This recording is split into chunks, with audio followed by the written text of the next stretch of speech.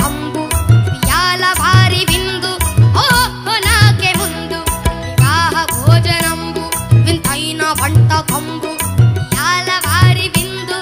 ఓహో నాకే ముందు